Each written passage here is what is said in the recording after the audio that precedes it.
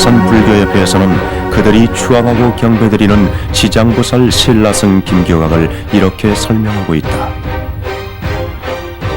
지장보살 김교각은 서기 696년 신라왕가에서 태어났으며 청년 김교각의 나이 24세 때 출가하여 사문의 길로 들어선다.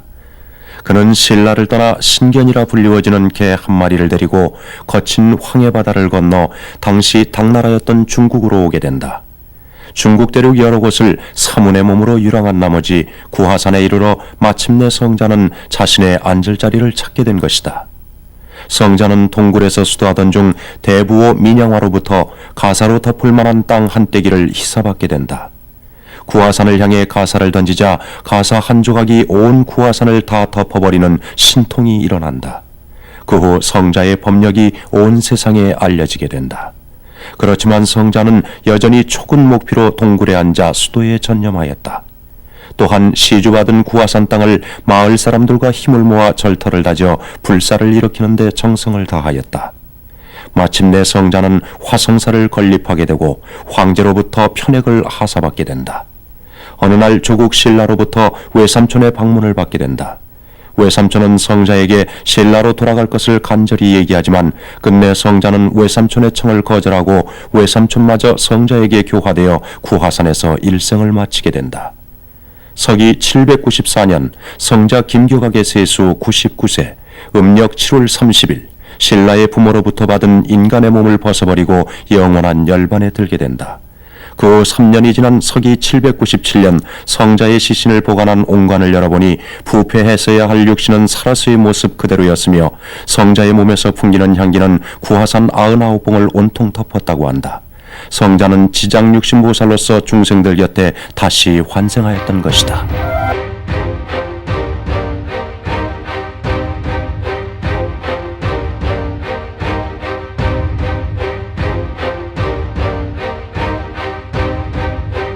중국 안희성 무호시에 있는 광제사.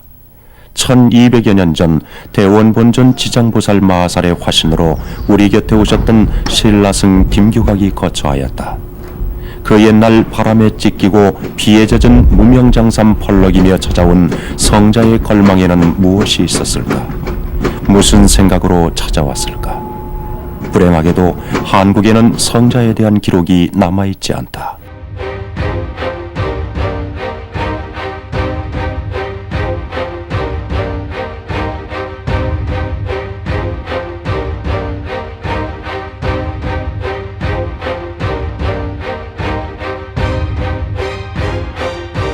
신라 성자 지장보살을 위해 세워졌다는 지장탑. 성자의 소원이 중생을 떠날 수 없듯 벽돌 한 장 한 장마다 중생의 깊은 뜻이 담겨있는 지장탑.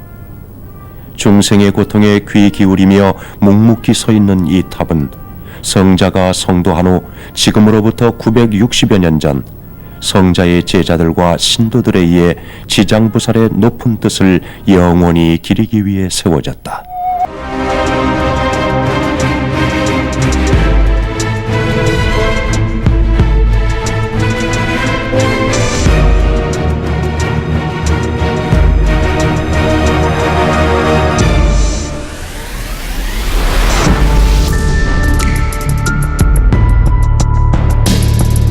사찰과는 달리 광제사에 위타전이 있는 것은 성자의 호법신이 위타였기 때문이다.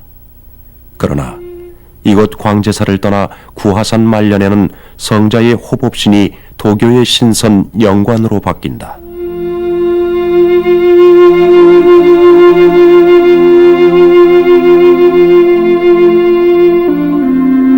이곳을 거쳐야 구하로 갈 수 있다는 구하행궁. 성자는 왜 조국 신라를 떠나야만 했을까? 중생제도를 위한 지장보살의 서원은 어디에서 일어났을까? 성자가 떠나오기 전 신라에서였을까? 아니면 중원 대륙을 떠돌며 불현듯 깨달은 서원일까? 아마도 그는 전생으로부터 비롯된 서원일 것이다. 성자는 지장 깃발을 높이 들고 이렇게 외쳤다.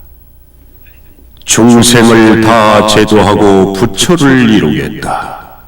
지옥문이 다 빌 때까지 결코 성불하지 않겠다. 내가 지옥에 가지 않으면 누가 지옥에 갈 것인가?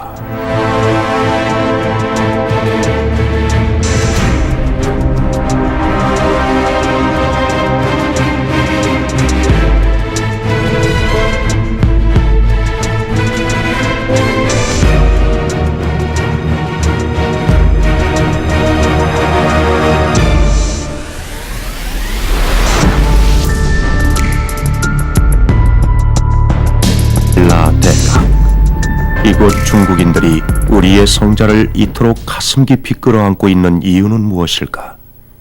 보살은 신라의 보살일 수가 없는 것이다. 모든 육도 중생의 보살이기 때문이다. 우리는 너무나 오랜 세월 동안 잊고 있었다.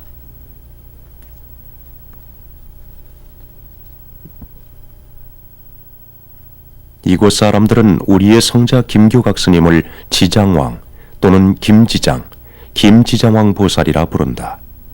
김지장에 대한 기록은 고려승 찬령이 송나라 황제의 명으로 저술한 송고승전과 구화산지, 중국 불교 명찰 안희구화, 전당문, 그리고 구화박물관에 소장되어 있는 청나라 강인현에 조각한 김지장상이다. 이 비각에는 김지장에 관련된 얘기와 김지장의 모습을 상상하여 조각한 보살상이 그려져 있다. 이 그림이 최초의 보살상이다.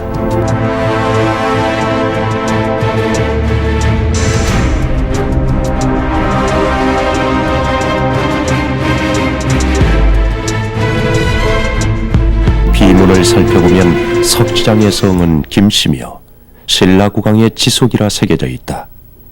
김지장에 대한 확실한 시대적인 배경과 그의 행적에 대해서는 현재로서는 알 길이 없다. 그러나 김지장을 연구하는 학자들은 신라 성덕왕의 둘째 아들이라고 한다. 물론 추측에 불과하다.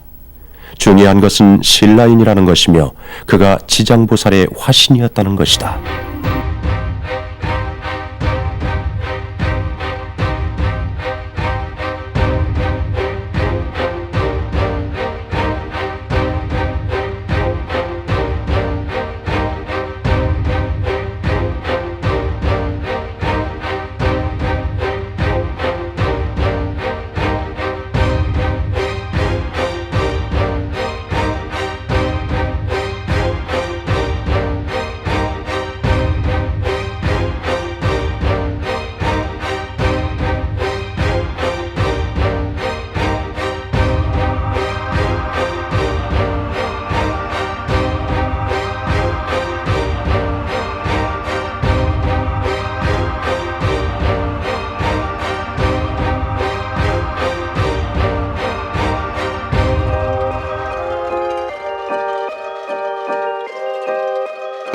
신라 성자는 광제사에서 많은 이적을 남기고 이곳 구화산으로 오게 된다.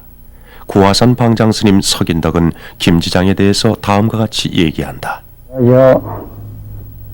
一九华山的月月很深，因为他是 이곳 구화산에서 신라 성자 지장보살 김교각이 준 영향은 말로 다 할 수 없을 정도로 매우 큽니다. 김교각 스님은 24세에 구화산에 들어와 75년간 수행을 하셨습니다.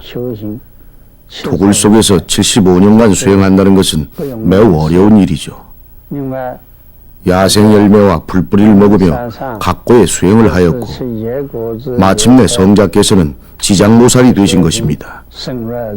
모든 재벌들이 힘겨운 고행 끝에 부처를 이루듯 김지장왕 또한 75년간 극한 상황 속에서 고행을 하여 지장보살이 되신 것입니다.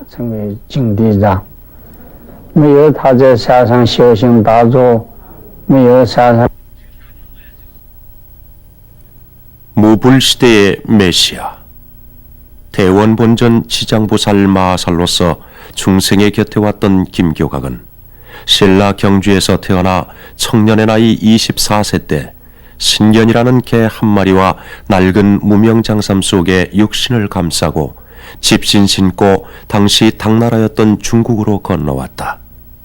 신라 왕족의 몸을 받은 성자는 보장받은 황실의 부귀 영화를 헌신짝처럼 팽개치고 이곳 구하산으로 와 지장보살의 깃발을 꽂은 것이다.